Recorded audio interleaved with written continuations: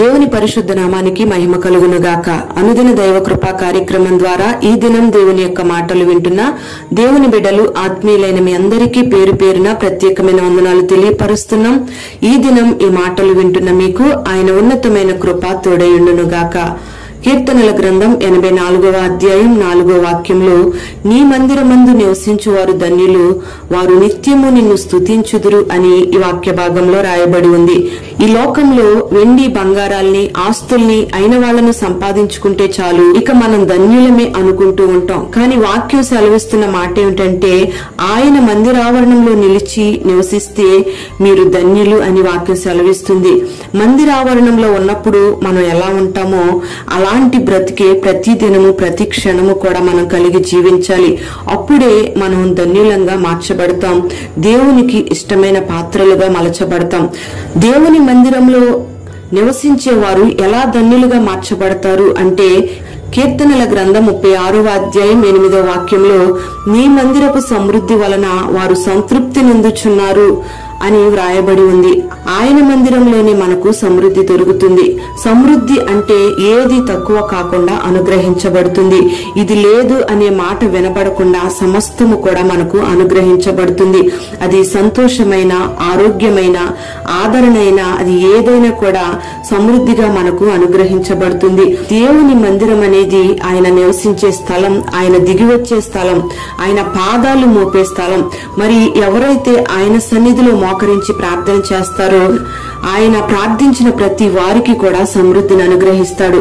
ఆయన సన్నిధికి వచ్చి ప్రార్థించిన ఏ వ్యక్తి కూడా ఒట్టి చేతులతో వెళ్లినట్లుగా లేఖనాల్లో రాయబడలేదు. మరి మనకు దేవుని మందిరంలోనే సర్వ సమృద్ధి కలుగుతుంది.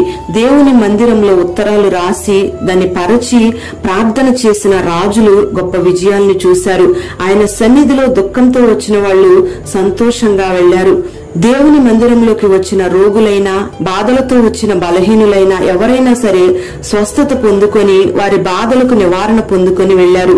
మరి దేవుని మందిరంలో నిలిచి ఉంటే సమృద్ధిని మనం అన్ని విషయాల్లో అనుభవిస్తాం. రెండవదిగా మనం గమనిస్తే, కీర్తనల గ్రంథం 65వ అధ్యాయం 4వ వాక్యంలో, నీ మందిరములోని మేలు చేత తృప్తి పొందేదము అని ఈ వాక్య భాగంలో రాయబడి ఉంది.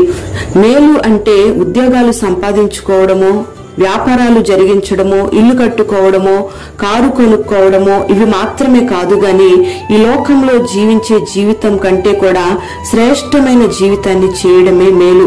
దేవుని మందిరంలో నిలిచి ఉన్న వాళ్ళు అనేక మంది భక్తిగా జీవిస్తారు. భక్తిగా జీవిస్తున్న విశ్వాసులను పిలువబడుతున్న వారికి, లోకస్తులందరికీ కూడా వ్యత్యాసం కనబడాలి. ప్రియ దేవుని బిడ్లారా, నువ్వు దేవుని మందిరంలో ఒక విశ్వాసిగా జీవిస్తూ ఉంటే నీకు ఏది తిన్నా వంట పడుతుంది. నీ సంపాదన కొంచెమైనా అది నీకు సమృద్ధిగా మార్చబడుతుంది. నీకు ఎన్ని బాధలు కలిగినా నివారణ కలుగుతుంది. ఒక గొప్ప నెమ్మదిని నీకు కలిగిన బాధలలోనే నువ్వు అనుభవిస్తావు. మరి ఈ లోకంలో అనేక మంది సంపాదించి మూట కట్టుకుంటారు, కానీ తినొచ్చే సమయానికి వాళ్ళ ఆయుష్కాలం అంతా కూడా కరిగిపోతూ ఉంటుంది. సంపాదించినదంతా పరుల పాలైపోతూ ఉంటుంది. నీకెన్ని బాధలు కలిగిన సంతోష సమాధానాలతో దేవుని సన్నిధిలో నువ్వు నివసిస్తున్నావంటే అది దేవుడు నీ జీవితంలో చేస్తున్న మేలనే నువ్వు గమనించాలి. మూడవదిగా మనం గమనిస్తే 92వ కీర్తన 13వ వాక్యంలో, యెహోవా మందిరములో నాటబడిన వారై వారు దేవుని ఆవరణములో వర్ధిల్లుదురు అని రాయబడి ఉంది. ఇక్కడ దేవుని మందిర ఆవరణంలో నిలిచి ఉంటే వర్ధిల్లడం అనే కార్యక్రమం మన జీవితంలో ప్రారంభమవుతుంది. వర్ధిల్లడం అంటే ఉన్న స్థితిలోనే ఉండిపోవడం, ఆగిపోవడం అని కాదు గాని ప్రతి దినము కూడా మనం వర్ధిల్లాలనే దేవుని యొక్క కోరిక. మరి గడిచిన దినాలలో కంటే కూడా ఇప్పుడు ఒక ఆధ్యాత్మికమైన జీవితంలో ప్రతి దినము కూడా ఒక కొత్త నూతనమైన మార్గాలలో నువ్వు నడిపించబడాలి. ఇంకా మంది బాప్తిస్మం వరకు వచ్చి భక్తి చేస్తూ ఆగిపోతున్నారు.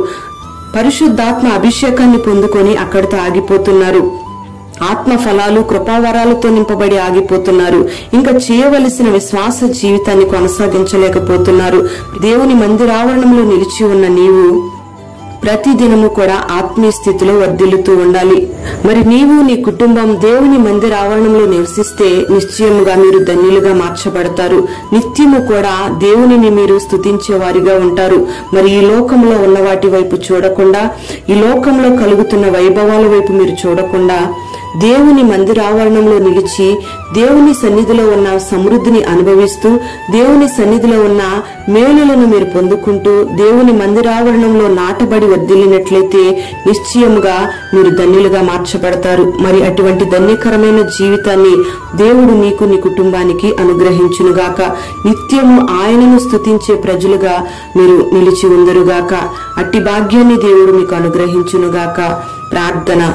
పరిశుద్ధుడైన తండ్రి, ప్రేమ కలిగిన దేవానికి స్తోత్రం చెల్లిస్తున్నాం. ఈ దినం ఈ మాటలు విన్న నీ బిడ్డలందరినీ కూడా మీరు ఆశీర్వదించండి. ఒక ఉన్నతమైన ఆశీర్వాదాన్ని నీ బిడ్డలకు దయచేయండి. నీ మందిర ఆవరణంలో నివసించే వారు ధన్యులని మీరు సెలవిస్తున్నారు. సమృద్ధిని నీ బిడ్డలకు అనుగ్రహించి నీ సన్నిధిలో నిలిచి నీ బిడ్డలు మేలులు పొందుకుంటూ నీ మందిర ఆవరణంలో నిలిచి నాటబడిన వారే వర్ధిల్లుతూ అనేకులకు దీవెనకరంగా మార్చబడినట్లుగా నీ బిడ్డల జీవితాలను మార్చి పేరు పేరున నీ బిడ్డలను దీవించమని యేసు పేరట వేడుచు ఉన్నాము తండ్రి. ఆమేన్.